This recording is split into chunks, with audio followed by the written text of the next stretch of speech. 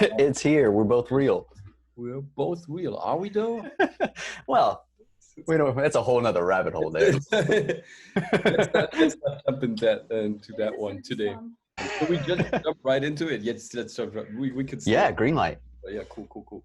So here we go. On our channel, we are constantly on the pursuit of delivering to the Coach MC Studio community always kind of different creative tools to kind of dive into different pockets of creativity, like I always say, because I think we are so fortunate in having this craft. But some people tend to narrow down the streams of creativity they can let into their systems, and by doing so they kind of suppress so much life and so much beauty that could potentially come out of their performance. So for the first show, we chatted for 2 episodes straight with my man Will Roberts, who's out of California. He's a self-taught actor. He's a cowboy. He's a rodeo driver. He does all sorts of things. He's a magician, a card trick player. Oh wow!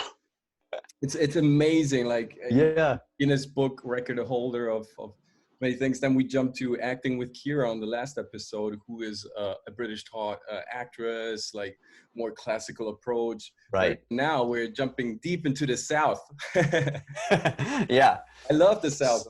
It's beautiful. So I'm really grateful for having you on the show, because your aspect to creativity and your take on acting, again, comes from a different angle and has very interesting ideas, and I wanted to share those with my community. And it's also great you're accepting me. Oh, thank you. I appreciate that. So absolutely. So I'm really pumped you're on the show. So welcome. Thank you. Happy to be here. Sure. Yeah. So my training is in. So I started my training in Louisiana, really early, doing more like theater kind of things. So I grew up Catholic, and I used to actually teach catechism at some point, which my students are like, "You did what?" Because getting to know me and reading my stuff now, you clearly know that I'm not Catholic.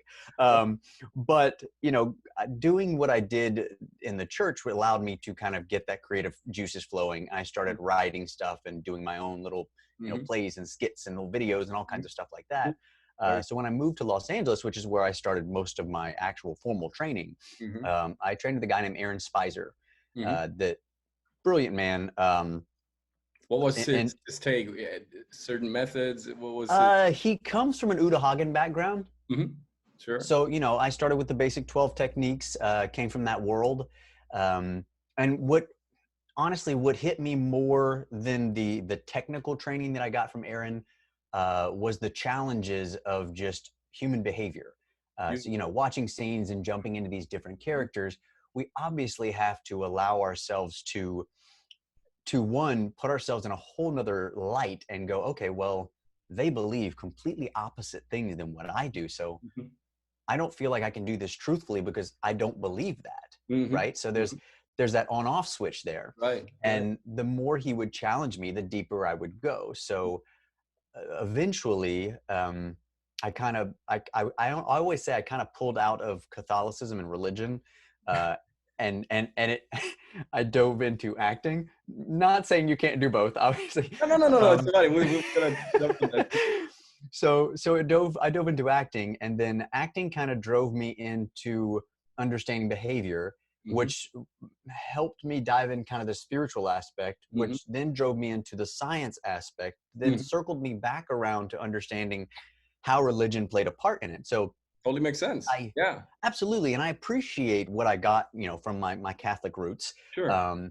It introduced me to that source, that power, that connection that we have, right? That unique feel in a way. Right. And I would also say that, I feel like that was my first source of getting to be in the moment was understanding it from a Catholic point of view, only because when you would pray or talk with people, part of the work was kind of letting down that wall, right?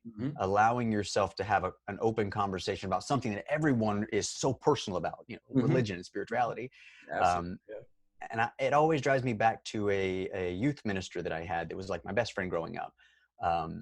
And he was, probably 10 years older than me, but was just such insightful and connective, and was always, if he talked to you, you felt his soul. I see what you mean. Yeah. What was right? his name? Mitch Seymour, and he's actually a priest now in New Orleans, and we don't catch up very often, but we'll have to.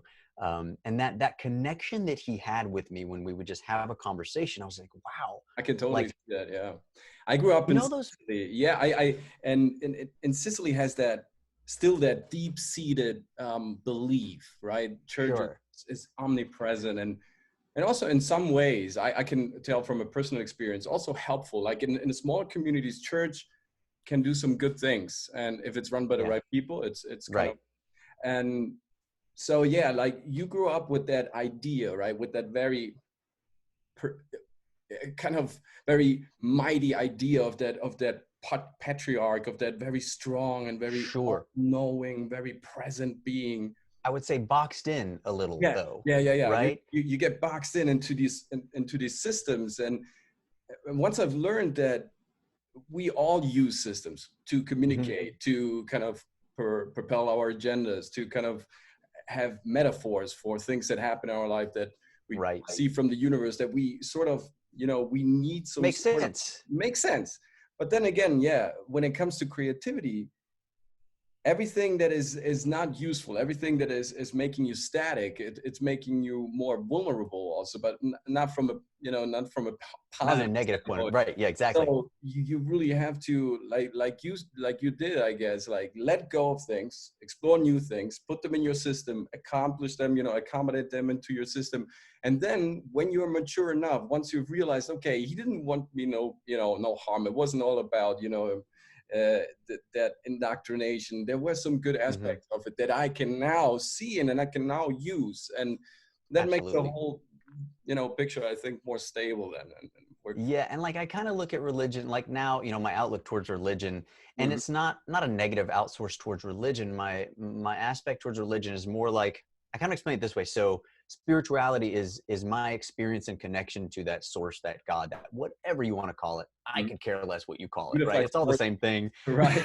we Right. can we can fight wars over it, but at the end Yeah, of the day, we're all fighting for the same person or right, thing or right, entity or whatever you right. want to call it. So I always say, like, that's spirituality for me. It is my personal connection with that source Mhm. and my understanding of it. And then to me, religion becomes more of a someone else's understanding that they put into the correct terms and boxes and Right, then said, I want you to follow the way I did it because this is the way it works.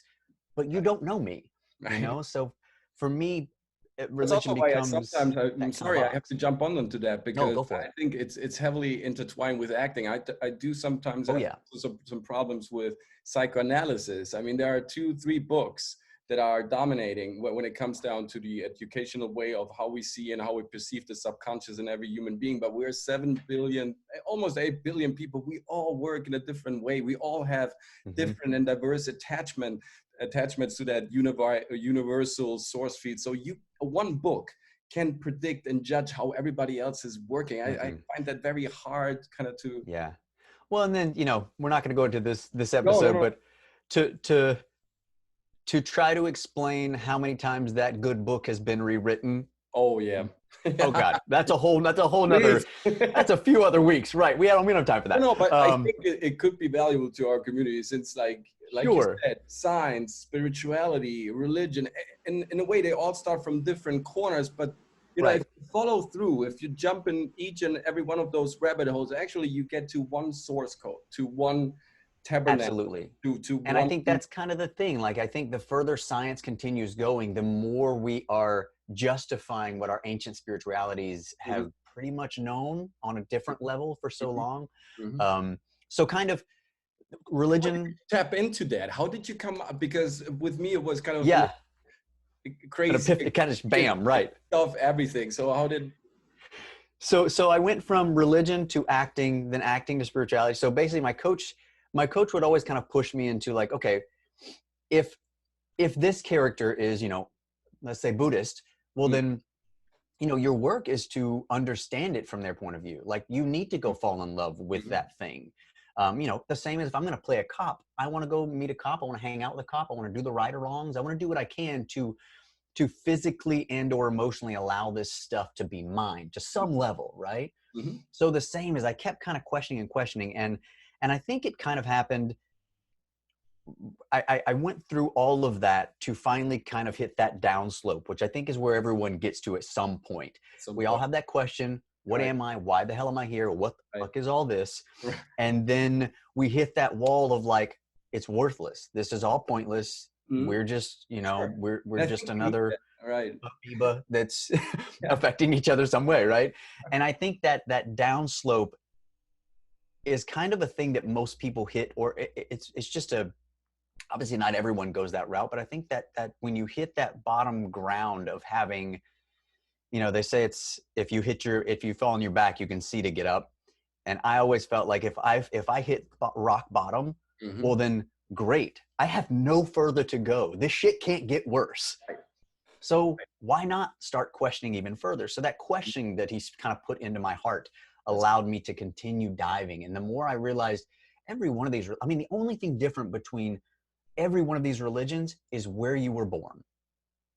Isn't that funny? What? And But then it, right. now we're killing, right? So Mhm. that kind of drove me into it, and then drove me back around to the arts, because I think after that rock bottom, I allowed myself to just let go. And I think that letting go is what opened me up to accepting and feeling and going back to that emotional reality that I had going And on. how do you share that with your clients? How can you help them to convince themselves to do just that?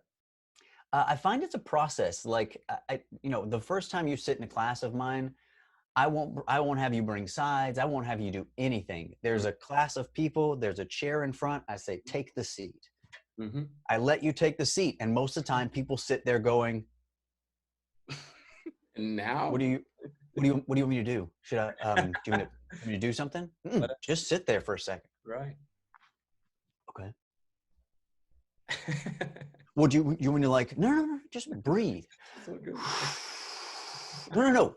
Just breathe normal. Just breathe, right. So just allowing yourself to connect. I mean, it's That's 2020. pretty powerful. I like that. Mhm. We're on these cell phones Yes. so often Yes. that, do you find that the first time you usually sit and talk with a new student that it's even hard for them to connect to you with their eyes? Yeah. Automatically they pull away, and it's like there's this uncomfort there. What I'm doing now with younger clients, we don't like the first session that we have is not even a real session. I call it the smartphone eliminator session. Yeah. Before we even get down to business, I let them eliminate the smartphone out of their system. We do some sense work, we do some body work, relaxation work, because studies have shown and have proved that our thumb is getting back to its primordial position, which is hurting our back, which is hunching our spinal cord, which is giving us a complete wrong posture, which is absolutely that, which is so bad for actors because they need to open up. Of course, they can of course That solar blend plexus. and right, but first they need to open up. And with younger clients, we started doing that, and it's kind of effective because That's awesome. they have to realize it. Do Some they of put it outside the room? Do you have them leave it outside the room? leave it outside a room, turn it off. Yeah, there was a study shown where they basically took like two separate sets of classes, and Hmm. some of them they could have their phone in the room, but they couldn't touch it. And then the other ones just couldn't have it in the room. And I think it was ACT test or something they were Yes, doing. yeah. But all the ones that had it next to them were so ADD, because even though It kind of they constantly. even flip down, Right. Because you right? have so much time. It's genius. It's Because connected. our I brain, can be in another room and feel the vibration going, oh, my phone's going my off phone is in gone. another room. And I'm Right. like, I know. how do I know that? Right. You have to eliminate that thing out of your system before you get down to business. And Mm-hmm. but then coming back to what you said, you were from religion to spirituality back to acting. Was it like a natural process to kind of implement all those The various two togethers. elements? Oh, right. Um, yes and no. So I felt like, obviously from Aaron, my training was there. I was booking. I wasn't having an issue with anything, and I hadn't really made that connection just yet. I hadn't found that next level of going, oh wow, okay, all this stuff does this so quickly and Mhm, so easily. mhm. Because obviously, until you let yourself go to that point of view, you can't see that this does this, Sure. right? And of course, I think we all have that moment where you're in class or somewhere doing a scene and you finish. And my coach, this was exactly what he did to me. He goes, wow, Dean, I gotta be honest, you are probably one of the best actors I have. And I sat there for a second because he's a bit of a smart ass. I'm like, Hmm. what does that mean, Aaron? What exactly do you mean by that? He goes, no, I mean it. You're probably one of the best actors I have. No one has made it this far in my classes to an advanced class, still being able to act and get away with it. I didn't know until I just figured out that you're still acting, and I didn't know. And I was like, motherfucker, that was a backhanded compliment. And I appreciate it because I get it. Okay, gotcha. And then for whatever reason, the next time I did a scene, I was like, balls to the wall. Who cares? This goes well, this goes wrong. Who cares? You know, the level of fear was just like, whatever, out the door. And of course you finish that scene and it goes, okay, you found something, you connected to something. What was it? That's funny. I don't remember anything, right? You don't remember anything from that first scene. You're like, I don't know. Where did I go? And to a level in my mind, I was like, wait a minute, I literally was here, but not here. There was some other thing going on. And, you know, it's funny because we work as actors to be able to be in the moment, right? Right. So that we can be human. Right. However, majority of humans are completely out of the moment and ran by their worries, their thoughts, their fears constantly. So are we really working to be in the moment, or are we working to create this foundation of correct fears, worries, and circumstances that control that constant keeping us out of the moment? Right. So yes, we're in the moment, but we're not really. We're in a whole nother thing. It's another island.